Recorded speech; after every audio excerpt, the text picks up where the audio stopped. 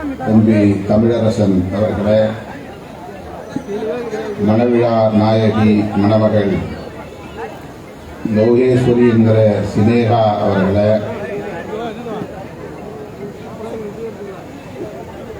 மணமகனின் தந்தை அகிலன் அவர்களே, தாயார் கண்ணகி அவர்களே, மணமகளின் தந்தை சங்கர் அவர்களே, தாயார் கச்சையம்மாள் என்கிற தனலட்சுமி அவர்களே, இந்த மணவிழாவை முன்னிலை வகித்து சிறப்பித்துக் கொண்டிருக்கிற மாவட்ட செயலாளர் காஞ்சி மு தமிழினி அவர்களே, நம் அனைவரையும் வரவேற்று உரையாற்றி சிறப்பித்திருக்கிற மேனாள் மாவட்ட செயலாளர் மணமகனின் சித்தப்பா தம்பி சூகா ஆதவன் அவர்களே, மணவிழா நிகழ்வில் பங்கேற்று மணமக்களை வாழ்த்தி உரையாற்றி அமர்ந்திருக்கிற கட்சியின் பொதுச் செயலாளர் விழுப்புரம் தொகுதி நாடாளுமன்ற உறுப்பினர் தோழர் துரை ரவிக்குமார் அவர்களே, இந்த மணமக்களை வாழ்த்தி மிக சிறப்பானதொரு உரையை வழங்கி அமர்ந்திருக்கிற ஆதிபராசக்தி ஆன்மீக மக்கள் தொண்டு இயக்கத்தின் தலைவர் பெருமதிப்பிற்குரிய அண்ணன் கோபா அன்பழகன் அவர்களே, நமது கட்சியின் சட்டமன்ற உறுப்பினர் பனையூர் பாபு அவர்களே, துணை பொதுச் செயலாளர் வழக்குரைஞர் எழில் கரோடின் அவர்களே, மேனாள் துணை பொதுச் செயலாளர்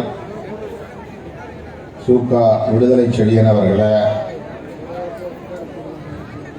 மற்றும் இந்த நிகழ்வில் பங்கேற்று மணமக்களை வாழ்த்தி சிறப்பித்திருக்கிற சூனாம்பேடு தலைமை ஆசிரியர் தென்னவன் அவர்களே, பெப்சி ராஜா அவர்களே, தொழிலதிபர் க பாஸ்கரன் அவர்களே, மு பாலசுப்ரமணியன் அவர்களே, மற்றும் இந்த நிகழ்வில் பங்கேற்று மணமக்களை வாழ்த்திக் கொண்டிருக்கிற ஆனந்தராஜ், சிபி சுதர்சன், தம்பி சாரங்கன், தம்பி இளஞ்செழியன், தம்பி தூக்கா பகலவன் ஆகிய தோழர்களே,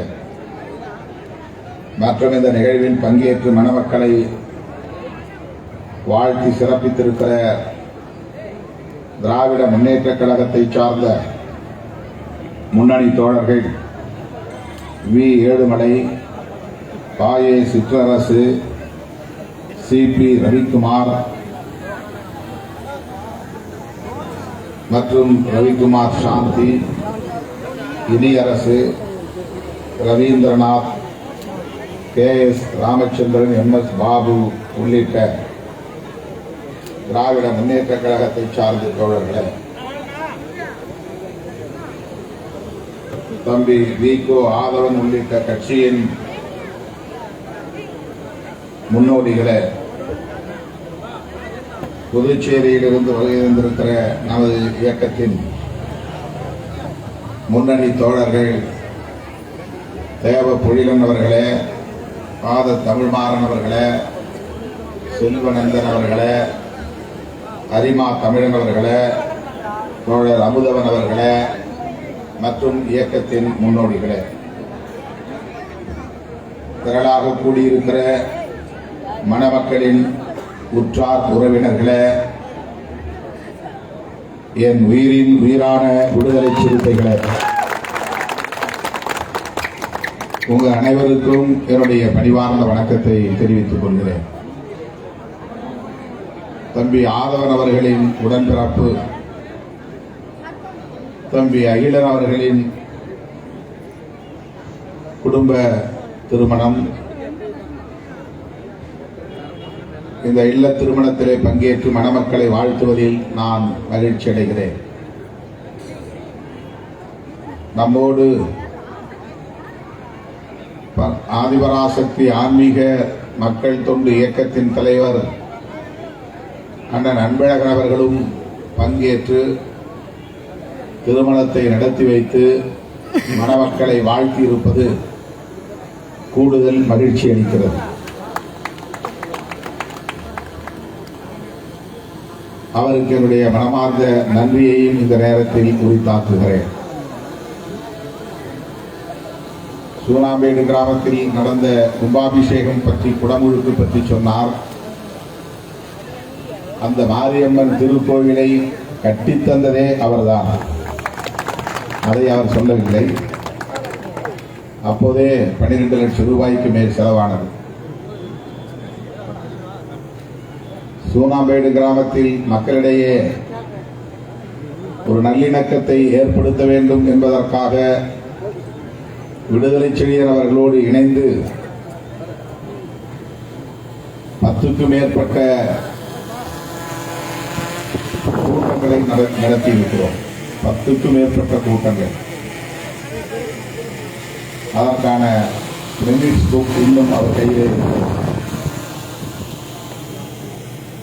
ஊரிலே நடந்த விரும்பத்தகாத நிகழ்வுகளால் மக்கள் சிதறி கிடந்தார்கள். அந்த ஊரில்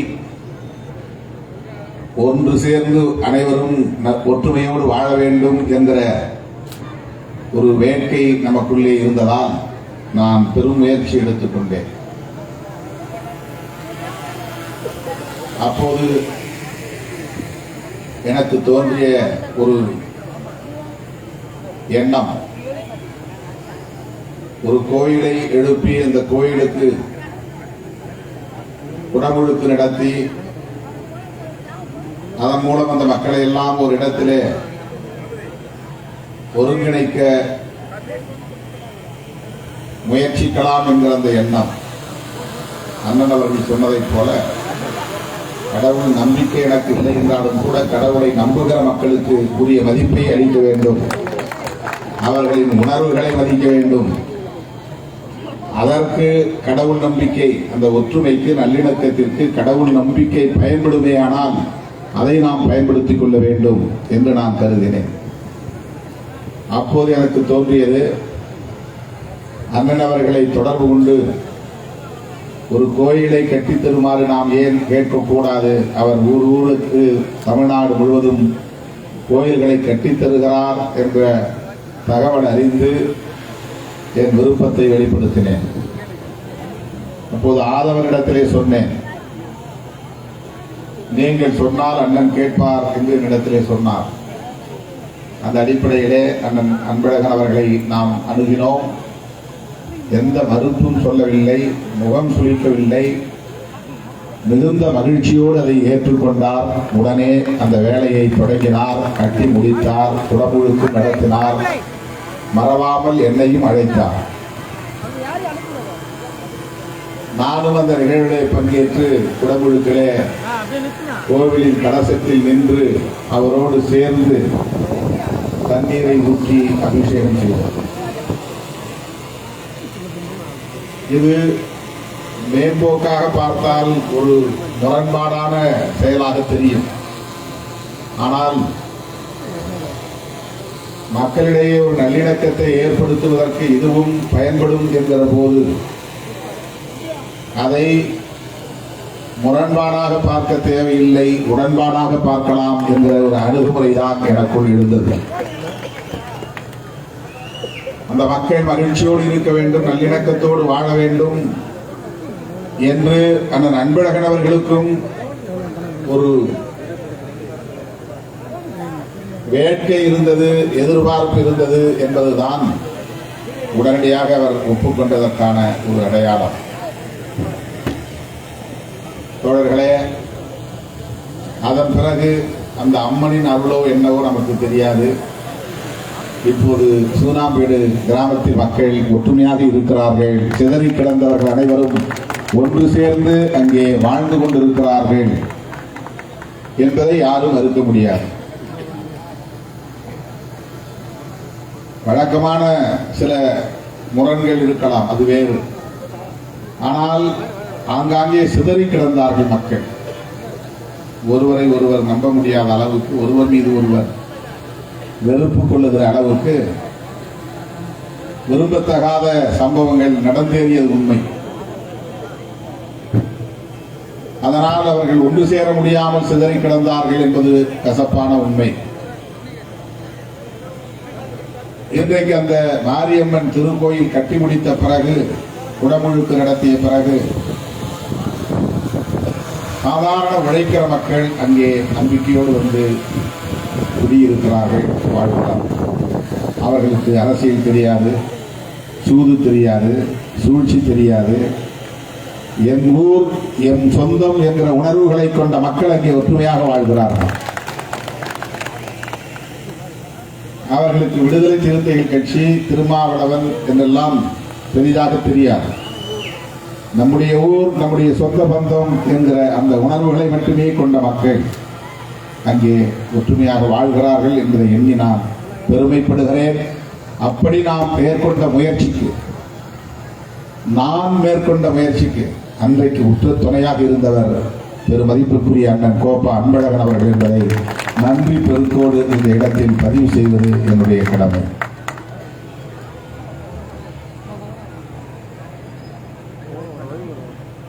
பேசுகிற போது இன்னொன்றையும் அவர் குறிப்பிட்டார். எவ்வளவு பேர் கவனித்தீர்கள் என்று தெரியவில்லை. பெரியார் இன்றைக்கு இருந்திருந்தால் அவர் பங்காரு அடிகளாரை, மறைந்த அடிகளாரை பாராட்டுவார், வாழ்த்துவார் என்று சொன்னார்.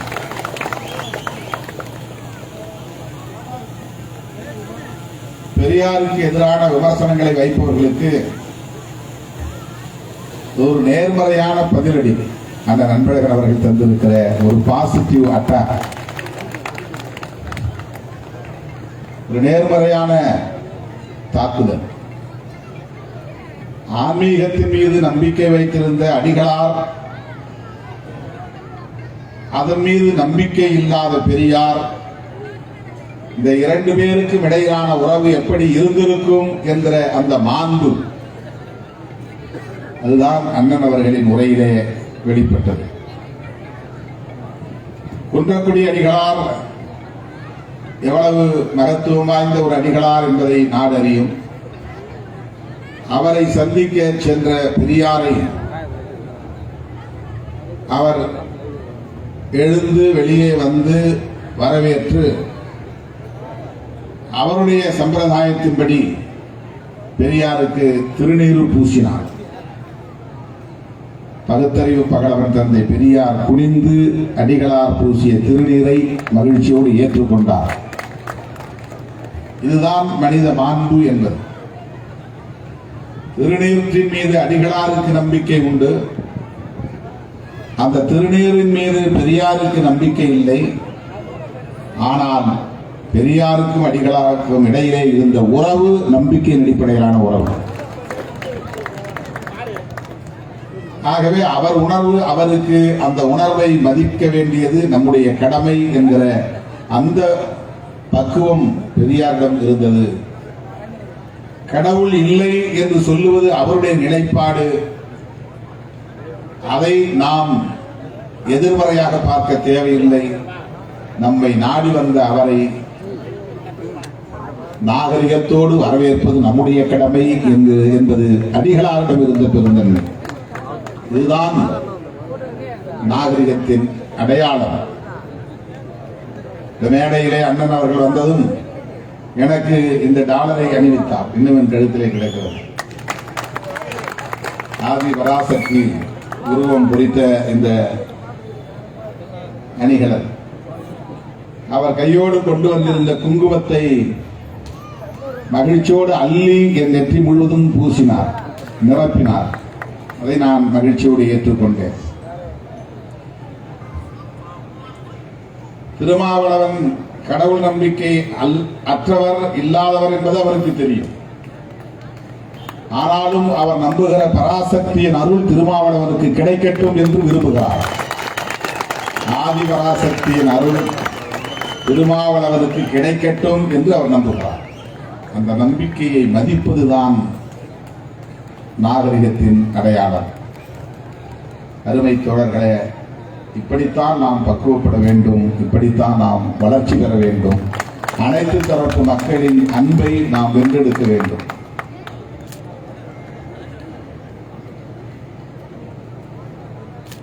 ஒருவருக்கொருவர் வெறுப்பை உமிழ்வதோ, வெறுப்பின் அடிப்படையில் வன்முறைகளை ஊக்கப்படுத்துவதோ தீர்வாகாது என்பதை சொல்லுவதற்காக தோன்றிய மாமனிதர்கள் தான்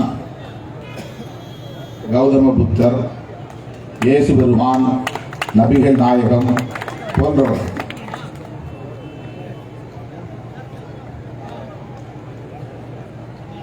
அவர்கள் வெறுமன மதத்தை உருவாக்கிய மகான்கள் இல்லை, மனித உறவுகளை மேம்படுத்துவதற்காக தோன்றிய மகான்கள். மனித உறவுகள், மனிதர்களுக்கு இடையிலான இந்த நட்புறவு எவ்வாறு பெருக வேண்டும் என்பதுதான் அவர்களின் அடிப்படை நோக்கமாக இருந்தது. ஆனால் மதங்கள் வளர்ச்சியின் போக்கில், காலத்தின் போக்கில் நிறைய வரையறைகளை கொண்டு வந்து சிலரை அனுமதித்தது, சிலரை வெளியேற்றியது. சிலரை உள்ளுக்குள்ளே வரவேற்றது, பலரை வெளியேயே நிறுத்தியது. அப்படிப்பட்ட அந்த நடைமுறைகளை எதிர்க்கிற ஒரு அரசியல் தான் புரட்சியாளர் அம்பேத்கரின் அரசியலாகவும் தந்தை பெரியாரின் அரசியலாகவும் இருந்தது என்பதை நாம் மறந்துவிட முடியாது, மறுத்துவிட முடியாது. அந்த வரிசையில் ஆன்மீகத்திலும் அதுபோன்ற புரட்சியை செய்ய முடியும் என்பதை காஞ்சிபுரத்துக்கு பக்கத்திலே உட்கார்ந்து செய்து காட்டியவர் அடிகளார் அவர்கள். அதை நாம் நினைவிலே கொள்ள வேண்டும். அவர் மேடையிலே இருக்கிறார் என்பதற்காக சொல்லவில்லை, அவர் இல்லாத மேடைகளிலும் நான் சொல்லி இருக்கிறேன். காஞ்சிபுரம் சங்கர மடம் இருக்கிற ஒரு பகுதி என்பதை நாம் அறிவோம். ஒரு காலத்தில் பௌத்தத்தின் தலைமை பீடமாக இருந்த பகுதி அது. இன்றைக்கு ஜெகத்குருவின் பீடம் அங்கே இருக்கிறது.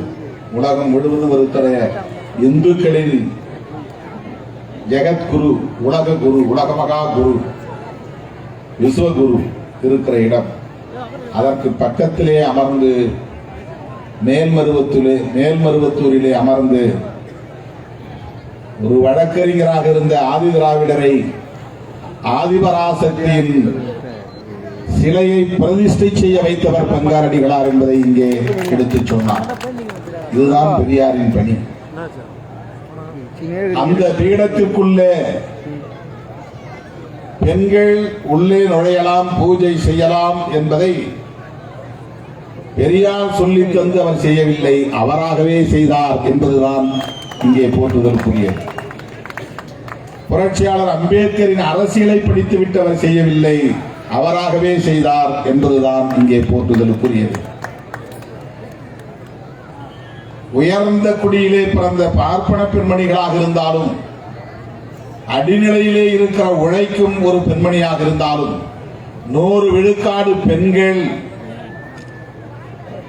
ஆன்மீக தளத்திலே புறக்கணிக்கப்பட்டவர்களாக இருக்கிறார்கள், இருந்தார்கள். யாரும் நுழைய முடியாது. கருவறைக்குள்ளே நுழைந்து கற்பூரம் ஏற்றி பூஜை செய்யக்கூடிய உரிமையை இந்த சமூகம் நெடுங்காலமாக பெண்களுக்கு வழங்கவில்லை. ஆனால் அடிகளார் அதை செய்திருக்கிறார் என்றால் அது எவ்வளவு பெரிய ஒரு புரட்சி என்பதை நாம் எண்ணி பார்க்க வேண்டும். இந்த இடத்திலே இதை மட்டும்தான் நீங்கள் கவனத்திலே கொள்ள வேண்டும்.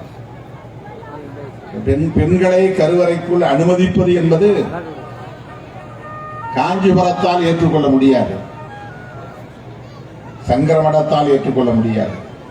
அந்த சங்கர மடத்திற்கு பக்கத்திலே பராசக்தி பீடம் அதை செய்து முடிக்கிறது.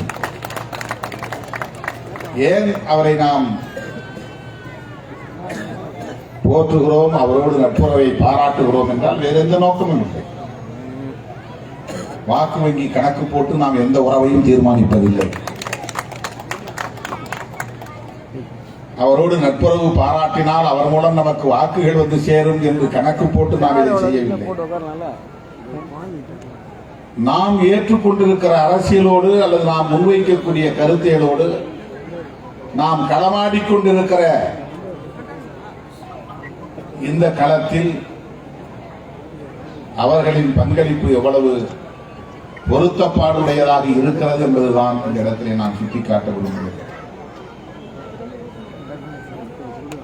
அவர் பேசுகிற போது நீங்கள் ஆளாளுக்கு பேசிக் கொண்டிருந்தீர்கள், சிலர் தான் கவனித்துக் கொண்டிருந்தீர்கள். ஆகவே அதை விவரித்து சொல்ல வேண்டியது என்னுடைய கடமை என்பதால் தான் இதை பதிவு செய்கிறேன். பகுத்தறிவு பகலவன் தந்தை பெரியார் ஒரு காலத்தில் விடுதலை சிறுத்தைகள் வருவதற்கு முன்பு வரையில் அவர் பிசி சமூகத்தினருக்கான தலைவராக மட்டுமே அடையாளப்படுத்தப்பட்டுக் கொண்டிருந்தார். இதை யாரும் மறுக்க முடியாது. அதை சேரி குடிசைகளுக்கும் கொண்டு போய் சேர்த்தது விடுதலை சிறுத்தைகள் கட்சி என்பதை நான் பெருமையோடு சொல்ல கடமைப்பட்டிருக்கிறேன்.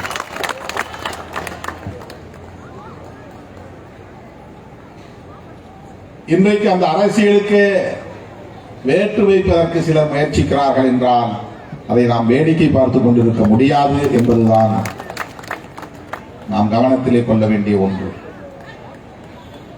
நம்முடைய அடையாளங்களை சிதைக்க பார்க்கிறார்கள். பெரியாரையே சிதைக்க முயற்சிக்கிறவர்கள் அம்பேத்கரை சிதைக்க எவ்வளவு நேரமாகும் என்பதை எண்ணி பார்க்க வேண்டும்.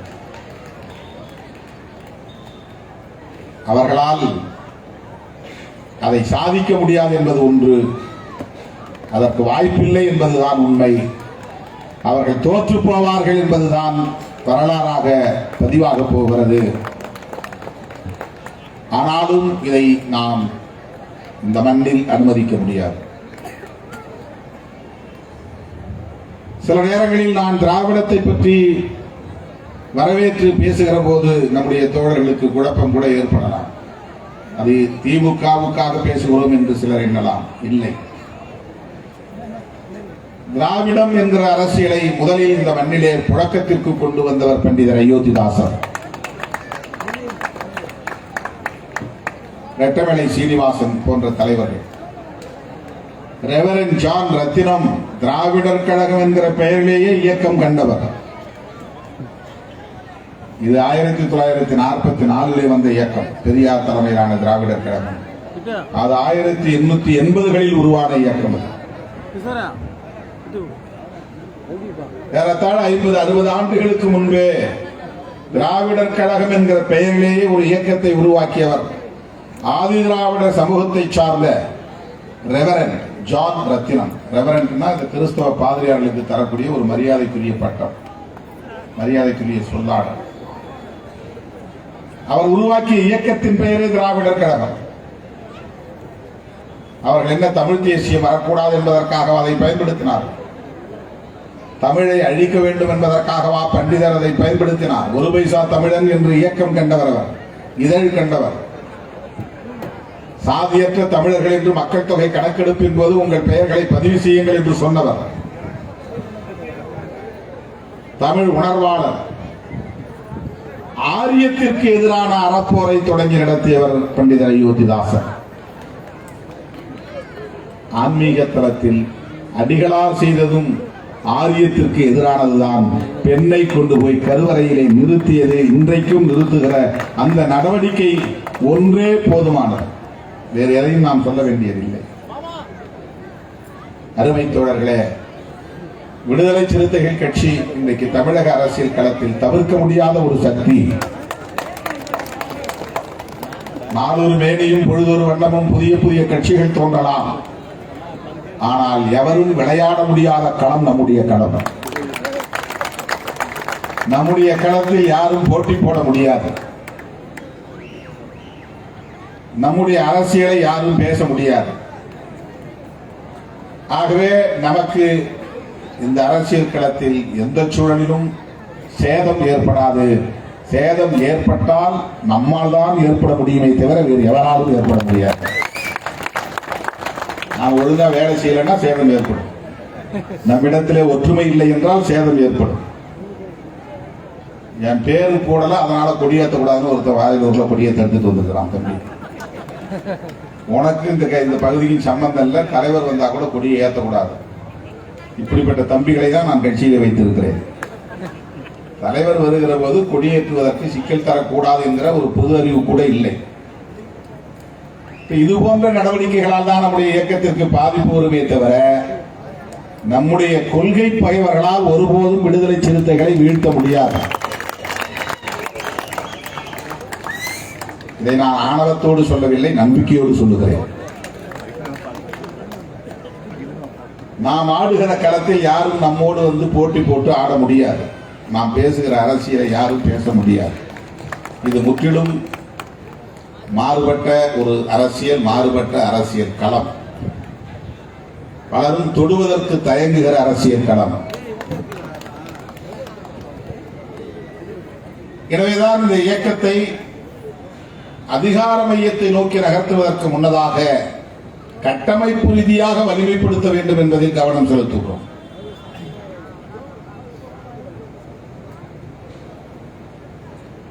மறுசீரமைப்பு நடவடிக்கைகள் என்பது தொடர்ந்து 2008 இருந்து அவ்வப்போது நடைபெற்றுக் கொண்டே இருக்கிறது.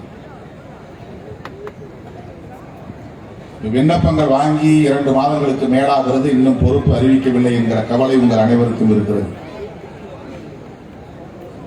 ஆனால் எனக்கு தெரியும், நீங்கள் மிகவும் பொறுமைசாலிகள், பொறுத்துக் கொள்வீர்கள். எனக்கு தெரியும், நீங்கள் நல்ல சகிப்புத்தன்மை உள்ளவர்கள், சகித்துக் கொள்வீர்கள். எனக்கு தெரியும், என்னை விட்டு எப்போதும் நீங்கள் விலக மாட்டீர்கள், விலக வாய்ப்பில்லை என்பதும் எனக்கு தெரியும். ஏன் தாமதம் என்பதற்கு பல காரணங்கள் இருந்தாலும் ஓரிரு காரணங்களை உங்கள் முன்னே வைக்க நான் கடமைப்பட்டிருக்கிறேன். ஜனவரி மாதத்தில் முதல் வாரத்திலேயே இந்த பணிகளை தீவிரப்படுத்த வேண்டும் என்று திட்டமிட்டிருந்த நிலையில் எந்த நேரமும் ஓடிக்கொண்டே இருக்கிற வண்டி ஒரு நாள் பழுது பார்ப்பதற்கு கொண்டு போய் விடுவதைப் போல நானும் ஒரு வாரம் மருத்துவமனைக்கு போக நேர்ந்தது. அதை முடித்துக் கொண்டு நான் வெளியே வருகிற சூழலில் அருமை தாயார் அவர்களுக்கு மாரடைப்பு ஏற்பட்டு மருத்துவமனையிலே 10 நாட்கள் தீவிர சிகிச்சை பிரிவிலே வைக்க வேண்டிய நெருக்கடி ஏற்பட்டு விட்டது. 80 வயது.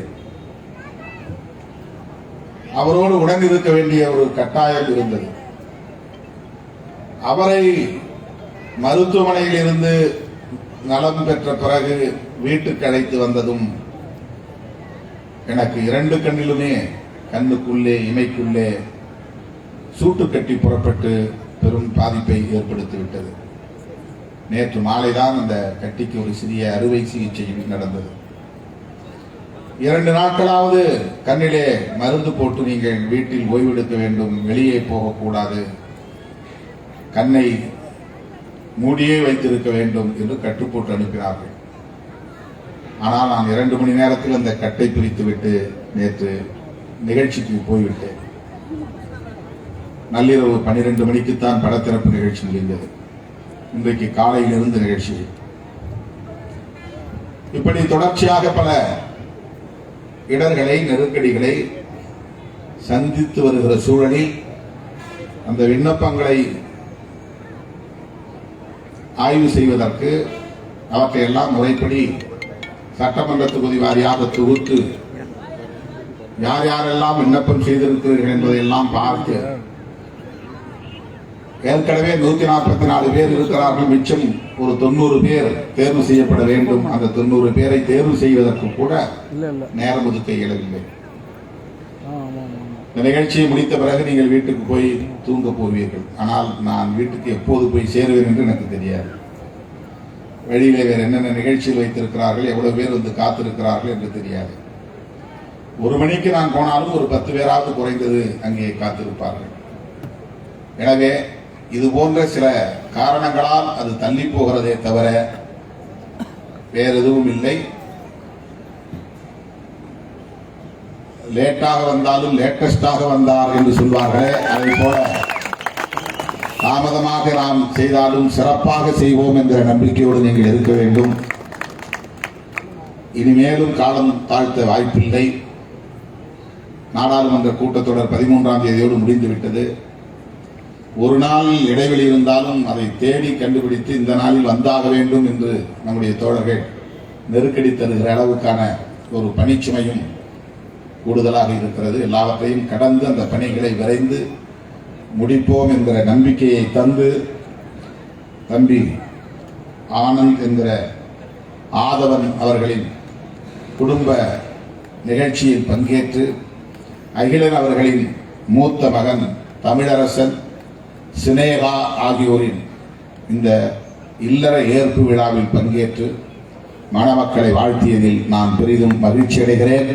மணமக்கள் பெரியார் வழியில், புரட்சியாளர் அம்பேத்கர் வழியில் கருத்தியல் தெளிவோடு இல்லறத்தையும் நடத்த வேண்டும், பொது பணிகளிலும் தங்களை ஈடுபடுத்திக் கொள்ள வேண்டும் என்று சொல்லி குழந்தை செல்வம் உள்ளிட்ட அனைத்து செல்வங்களையும் பெற்று வாழ்வாங்கு வாழ்க, நீடூழி வாழ்க என்று நெஞ்சார வாழ்த்தி விடைபெறுகிறேன். நன்றி, வணக்கம்.